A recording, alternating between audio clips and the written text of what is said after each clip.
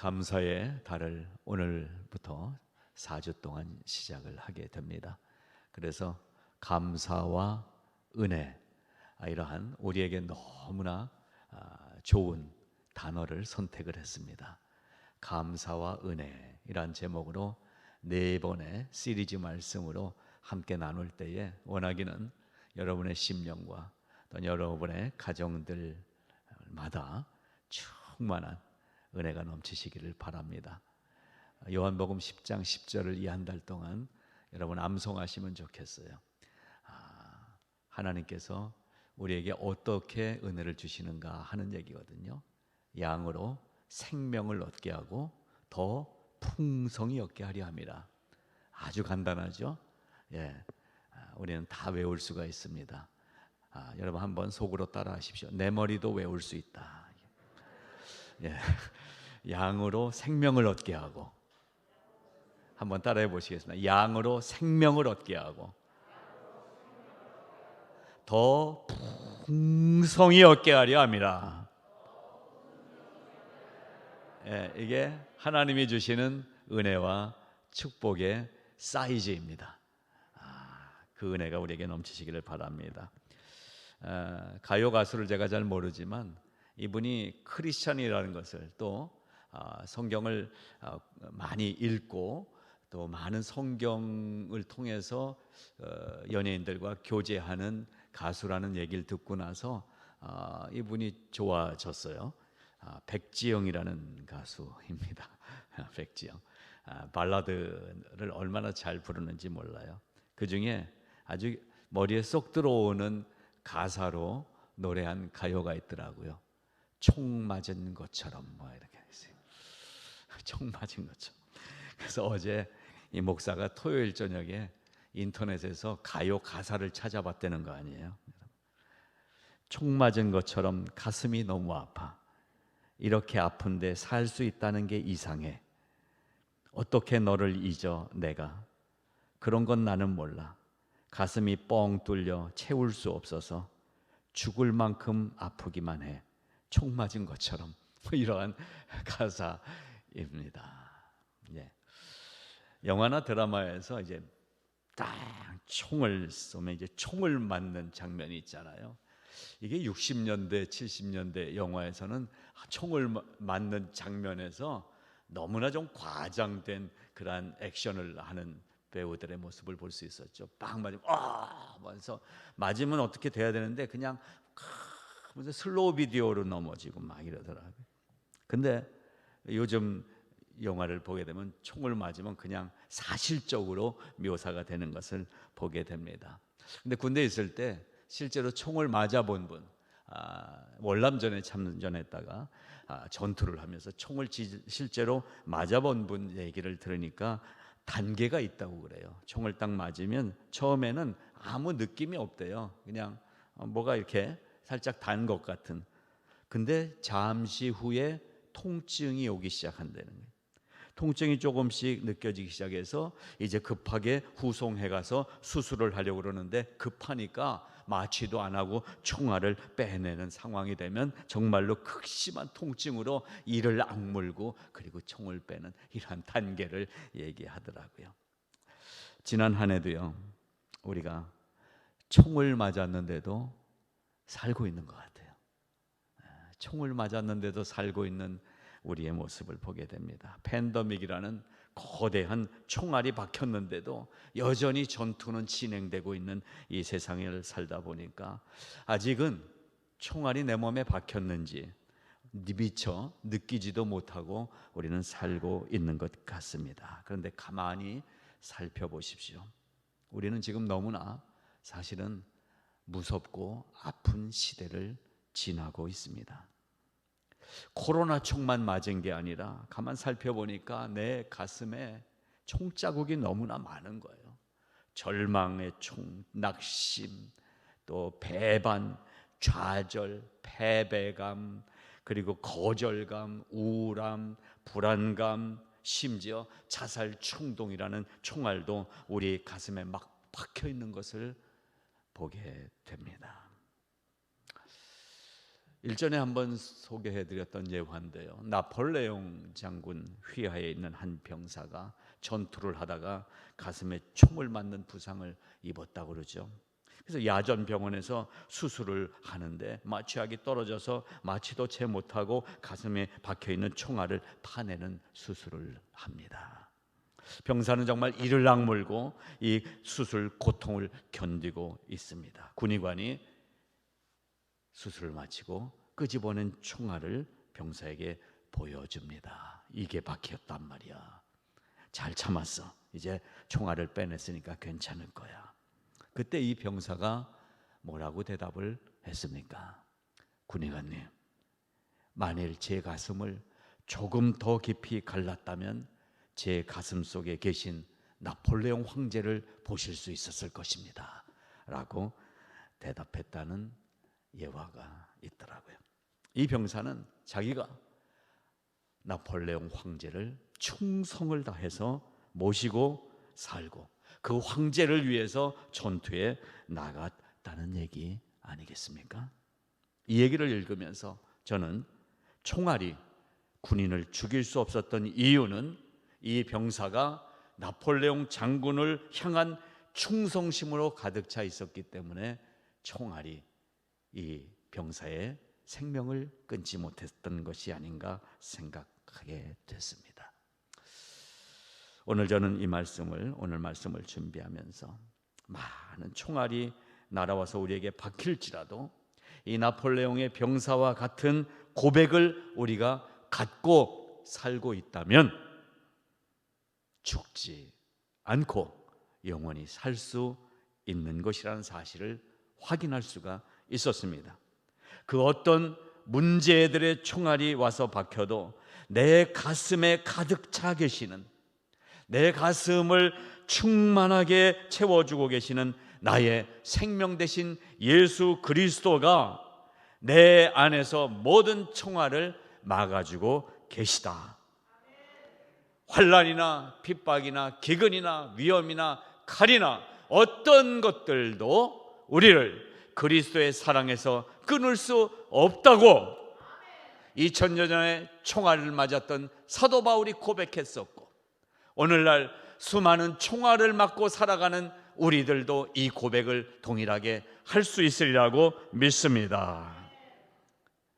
가만 생각해 보니까 이 고백을 어떻게 할 수 있을까? 총알을 맞으면 죽는데 이 총알 맞는 상황 속에서도 어떻게 예수 그리스도의 사랑을 고백하며 살 수 있을까 살펴보니까요, 한 가지더라고요. 감사하는 사람은 총알을 맞고도 살 수 있습니다.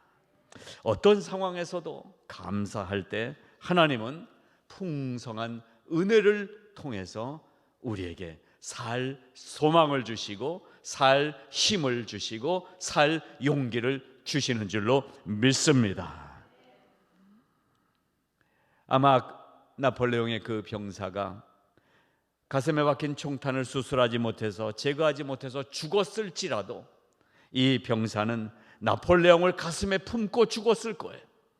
우리도 설사 어려움과 괴로움과 고통이 너무 심해서 죽게 될지라도 예수 신앙, 하나님 신앙, 복음 신앙을 저버리지 않고 감사하며 살 때에 육체는 죽어도 영원히 사는 축복의 삶을 영원토록 살게 될 줄로 믿는 것입니다. 나를 위해서 두 팔을 벌리고 총알을 맞고 서 계시는 십자가의 예수 그리스도, 죽음을 이기신 예수 그리스도께서는 죽음을 넘어서 부활을 가지고 우리에게 승리가 여기 있다고 가르쳐주고 계시지 않습니까? 오늘 저는 창세기 49장에서 요셉에게 손을 얹고 축복하는 야곱의 축복의 기도문을 본문으로 정하고 읽으면서 쏟아지는 총알 속에 전투병 같은 삶 속에서도 그래도 믿음을 붙잡고 감사하며 또 한 주간을 걸어오신 여러 성도님들을 축복하는 마음으로 감사의 달 첫 설교를 준비했습니다. 우리가 자녀를 키우면서 자녀의 평생의 복을 위해서 간절히 기도하는 마음으로 우리 성화의 성도들의 가정들을 붙잡고 이 축복을, 요셉을 향하여 아버지 야곱이 하늘의 축복을 간구하는 마음으로 오늘 이 말씀을 전해드리는 것입니다. 야곱은 이제 죽음의 시간이 거의 다가온 때에 12명의 아들들에게 유언처럼 기도를 하고 있습니다. 12명 아들을 다 축복해야 되는데, 여러분, 이제 나는 가니까 그냥 축복을 다 해주자, 이렇게 그냥 몰아서 주는 축복의 기도를 하고 있지 않더라고요. 야곱이 어떻게 기도했는지 보십시오. 28절, 이와 같이 그들의 아버지가 그들에게 말하고 그들에게 축복하였으니 곧 그들 각 사람의 분량대로 축복하였더라. 여러분, 하나님은 무조건 다 복 주시는 하나님이 아니시라고 제가 말씀드리고 싶습니다. 하나님 안에 들어왔으니까 이제 안심하고 살자. 여러분, 하나님은 무조건 누구에게나 다 복만 주시는 하나님이 아니세요. 야곱을 보세요. 그들 각 아들들의 분량대로 축복하고 계세요. 이게 무슨 말씀인가? 가만히 들여다보니까요, 야곱은 자식들이 살아온 모습을 알잖아요. 어렸을 때 모습을 알잖아요. 어떻게 지내는지 아버지 알잖아요. 그래서 이 야곱은 자식들을 위해서 기도하면서 막연한 바람이나 아니면 말도 안 되는 복을 달라고 부르짖는 기도, 그들이 살아온 삶과는 상관없이 사기치는 아들 이놈도 하나님 사기꾼 요놈이 들키지 않게 해주세요, 이따위 기도는 하지 않더라는 거예요. 상관없이 무조건 축복하는 기도가 아니라 그 사람이 살아온 분량대로 축복을 하고 있더라는 거예요. 축복할 자를 축복하게 하시고 책망할 자를 책망하시는 하나님이시라는 거예요.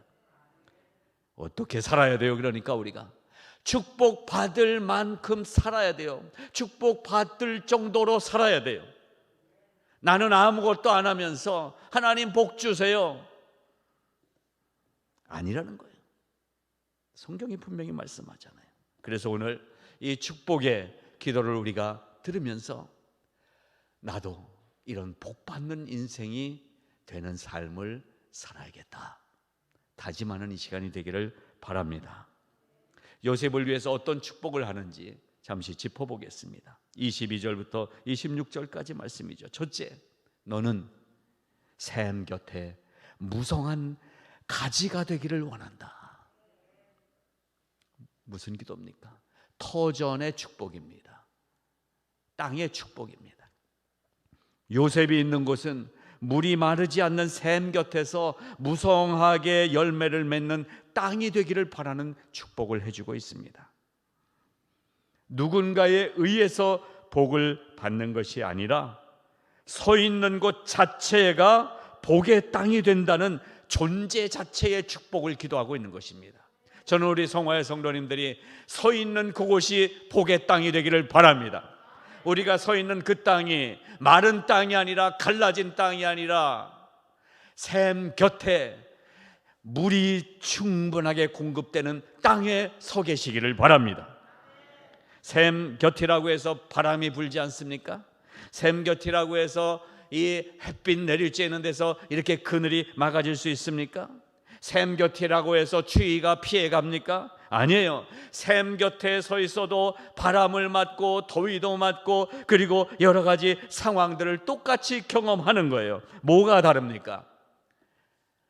땅 속에 수분이 가득한 거예요. 여러분, 우리가 살아가는, 내가 서 있는 이 땅, 우리 가정이, 내가 서 있는 이 지점이 내 발밑에 말씀의 샘물로 충만한 곳에 서 있기를 바라는 것입니다. 그래야 샘물 같은 은혜를 받는 거예요. 위에는 괜찮아요. 해가 내리쬐을 수 있어요. 길게 봐야 8시간 견디면 해가 져요.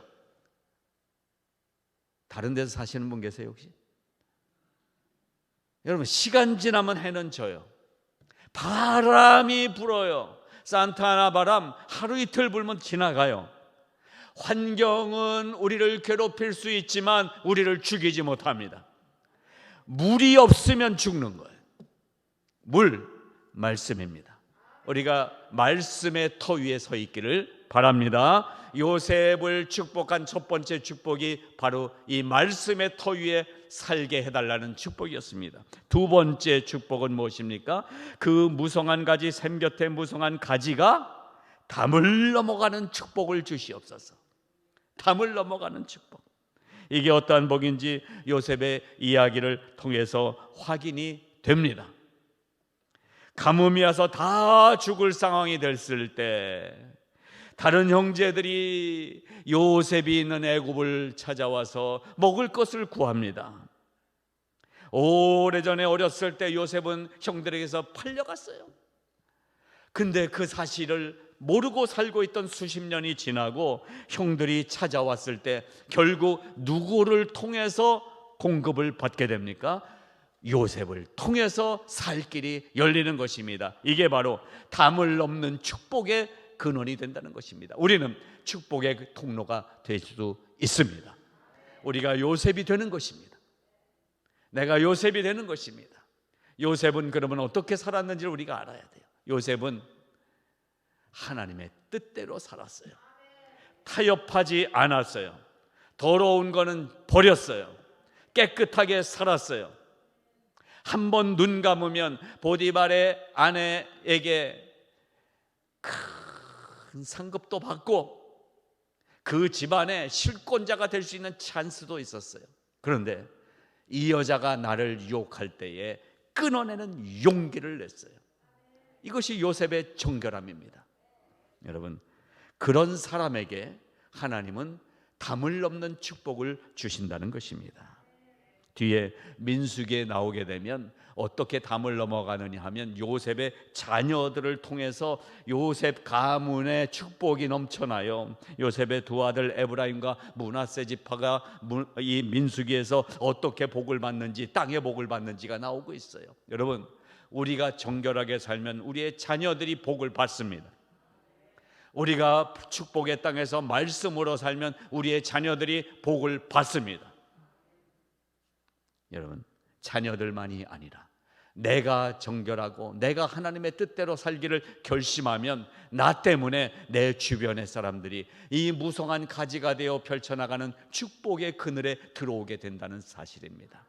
우리가 서 있는 자리가 놀라운 자리인 것입니다. 세 번째로 어떠한 복을 받습니까? 전능자 하나님이 도와주시는 복을 받습니다. 그렇습니다. 여러분, 여기 보니까 23절, 활 쏘는 자가 그를 학대하며 적개심을 가지고 그를 쏘았으나 요셉의 활은 도리어 굳세며 그의 팔은 힘이 있으니 이는 야곱의 전능자 이스라엘의 반석인 목자의 손을 힘입음이라 그랬어요. 여러분, 우리 한글 문장이기 때문에 조금 자세히 봐야 되는데 원어를 보게 되면 아주 더 정확합니다. 요셉의 활이 굳세요. 활을 잡은 요셉의 팔이 힘이 있어요. 근데 그게 결론이 아니라 결론은 그 다음이에요. 요셉의 활도 좋은 활이고 그리고 요셉의 팔도 힘 있는 팔이지만 그러나 이는 야곱의 전능자 이스라엘의 반석인 목자의 손을 힘입었기 때문에 요셉의 팔이 힘이 있다라는 거예요. 여러분, 우리의 의지력, 우리의 그리고 결심, 또 우리가 갖고 있는 어떤 권세, 우리가 갖고 있는 물질의 힘, 능력 이런 거 여기 갖고 있는 것이 요셉의 활이에요. 그러나 그런 걸 갖고 있다고 되는 게 아니라 전능자 목자의 손을 힘입어야 된다는 사실인 것입니다. 야곱은 요셉이 그 전능자 하나님의 도우심을 힘입는 아들이 되기를 축복하며 기도하고 있는 것입니다. 여러분, 여기서 활 쏘는 자들이라고 그랬어요. 복수예요. 세상에서 공격해오는 모든 원수 마귀들이 복수예요. 다각도로 공격해옵니다. 여러분, 어려운 일이 생길 때 꼭 계속해서 이상한 일들이 다가오죠. 나쁜 일은 꼭 꼬리를 물고 오게 됩니다. 왜 그럴까요? 우리를 실망시키기 위한 사탄의 전략입니다. 한 가지는 누구나 견딜 수 있어요. 근데 이어서 또 어려운 일이 오면 낙심해요. 또 어려운 일이 또 다가오면 실망하고, 또 어려운 일이 다가오면 원망하게 되더라고요. 사탄의 전략이에요. 그러니까 여러분, 어려운 일 만났을 때 또 어려운 일이 올 거라는 것을 기대하시기 바랍니다. 미리 방어할 수 있어요. 그럴 때 내 힘으로는 막을 수 없는데 전능자 하나님, 엘샤다이 하나님께서 도와주신다는 거예요. 그것을 야곱이 아들 요셉을 위한 축복으로 기도해주고 있는 것입니다. 585장입니까? 내 주는 강한 성이요. 마틴 루터가 이 종교 개혁을 하면서 외쳤던 부르짖음의 기도 찬송입니다. 이 찬송의 2절인가에 보면 이렇게 나오죠. 처음에는 내 주는 강한 성이요 방패와 병기 되시니, 나를 도우신 하나님이 방패와 병기가 되신다고 선언하면서 이 찬송을 시작한 마틴 루터가 2절 넘어가서 힘 있는 장수 나와서 날 대신하여 싸우네. 누가 싸워요? 여러분, 이 세상 내가 싸우는 거 아니라는 사실을 꼭 기억해 주시기 바랍니다. 우리는 내가 이 일을 해결해야 되고, 내가 이 일도 막아야 되고, 나를 도울 사람도 없고, 그래서 힘들어하며 살더라고요. 그러나 분명히 기억하세요. 날 대신하여 싸우네. 누가? 하나님이, 전능하신 하나님이 날 대신하여 싸워 주실 줄로 믿으시기 바랍니다. 25절에 보니까 이런 축복을 덧붙이고 있어요. 내 아버지의 하나님께로 말미암아 그가 너를 도우실 것이라. 분명히 성경은 하나님이 우리를 도와주신다고 말씀하십니다. 창세기 28장으로 가보면은요, 여호와께서 그 위에 서서 이르시되 나는 여호와니 너의 조부 아브라함의 하나님이요 이삭의 하나님이라. 내가 너와 함께 있어 너를 이끌며 이 땅으로 돌아오게 할지라. 내가 너에게 허락한 것을 다 이루기까지 너를 떠나지 아니하리라. 라고 아브라함과 이삭과 야곱을 이어서 내려오는 가문 대대의 축복의 근원이 하나님이신 것을 말씀해 주고 계세요. 여기 보니까 위로는 하늘의 복과 아래로는 깊은 샘의 복을 준대요. 25절. 무슨 복입니까? 위로부터 내려오는 게 뭐예요? 이슬, 비, 햇빛, 바람, 이런 모든 자연의 혜택도 주시는 거예요. 하나님이 때를 따라 공급해 주신다는 거예요. 깊은 샘의 복은 무엇입니까? 지하수의 복이에요. 샘의 복이에요. 풍부하게 끊이지 않고 솟아나는 복을 의미하고 있어요. 하나님이 도우실 때는 하늘의 복과 땅의 복을 동시에 허락해 주실 줄로 믿습니다. 그 다음에 젖먹이는 복과 태의 복이 있대요. 이것은 많은 자손의 복을 얘기하고 있습니다. 이 고대 시대의 자손은 노동력입니다. 노동력은 그 가문의 힘입니다. 하나님은 우리에게 이 복도 허락해 주신다는 것입니다. 그러면서 마지막 26절에 이 복을 덧붙이고 있어요. 내 아버지의 축복이 내 선조의 축복보다 나아서 영원한 산이 한없음같이 이 축복이 요셉의 머리로 돌아오며 그 형제 중 뛰어난 자의 정수리로 돌아오리로다. 아멘. 형제들 중에 요셉을 가장 복되게 하시겠다? 신명기 28장에 있는 말씀 우리가 너무나 잘 알죠. 여호와께서 너를 머리가 되고 꼬리가 되지 않게 하시고 위에만 있고 아래에 있지 않게 하리라. 이 말씀이 우리 한국교회의 표 아닙니까? 여러분이 자녀를 위해 기도할 때 이 기도를 안 빼뜨렸잖아요. 우리 자식, 이놈의 자식은 머리가 되게 해주세요. 지금은 이 꼴이어도 이놈이 정말 머리가 되게 꼬리가 되지 않게 해주세요. 꼬리도 있어야 우리가 꼬리곰탕도 먹는다. 여러분, 지금 이 26절의 복음, 요셉의 머리로 돌아와서 형제 중 뛰어난 자의 정수리로 돌아온다라는 말이 그런 말이 아니에요. 우리 영어 성경만 찾아봐도 알 수가 있어요. 킹 제임스 버전에는요, him that was separate라고 돼 있어요. 다른 형제들과 구별된, 여기서 구별은 그냥 나눠진 게 아니라 거룩하게 구별된 자, 거룩한 삶을 사는 복을 주신다는 뜻이에요. 그래서 유진 필터스는 메시지 성경에서 consecrated라는 단어를 썼어요. 이건 사제 소품하는 거, 신부들 이렇게 신부 소품하는 그러한 모습이나 성찬의 떡과 잔을 성별했다, 구별된 떡과 잔이다 라고 얘기할 때 사용되는 단어예요. 무엇입니까? 우리가 다른 사람들과 다르게 거룩하게 사는 복을 주신다는 거예요. 여러분은 어떤 복을 원하십니까? 오늘 이 복을 분명히 확실하게 보시고 이 복을 위해서 기도하시기 바랍니다. 여러분, 자녀를 위해서 많이 기도하셔야 돼요. 그러나 가장 먼저, 가장 많이, 가장 깊게 기도해야 될 제목은 이 아들이, 이 딸이 거룩한 아들, 거룩한 하나님의 딸이 되게 해주세요. 이렇게 기도하는 게 중요합니다. 학문적, 지위적으로 높은 자가 되는 것이 복입니다. 그러나 성경은 그것만이 복이 아니라고 말씀하십니다. 여러분이 그렇게 기도한다고 아이들이 그렇게 됩니까? 안 돼요. 부모 IQ보다 더 높아지지 않더라고요. 얘네들 잘못이 아니에요. 우리가 학교 다닐 때 공부하는 잘못이, 우리 IQ 잘못이, 이건 무슨 얘기입니까? 이 세상에서 좀 높아지고 잘 되는 게 아니라 거룩한 자가 되는 게 복이라는 사실이에요. 우리 성화장로교회 성도들이 어떤 그리스도인들이 돼야 되느냐? 장관도 나오면 좋겠어요. 시의원도 나오고 상원의원도 나오고, 그러면 많은 좋은 선한 영향력을 베풀 수가 있으니까 좋은 일입니다. 그러나 가장 좋은 것, 거룩한 성도들이 되는 것입니다. 거룩한 성도들. 요셉은 예수 그리스도를 상징하는 구약의 인물입니다.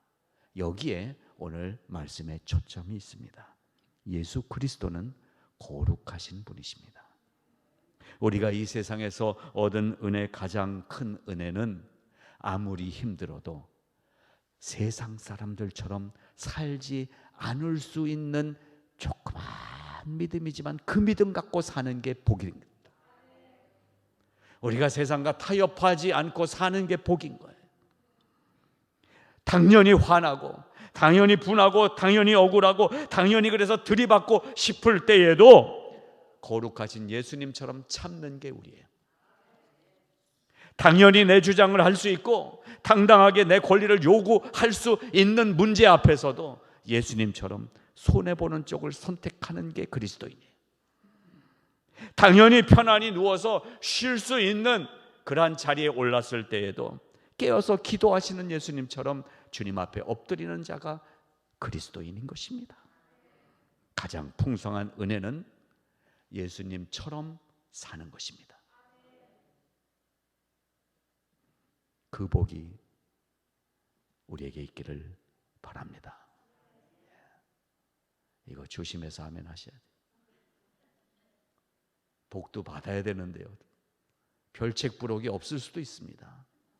믿음에는 하나님이 별책부록으로 주시는 이 땅의 복이 없을 수도 있어요. 별책부록이 없는 책이라고 나쁜 책이 아니더라고요. 책이 좋으면 되는 거예요. 그렇죠?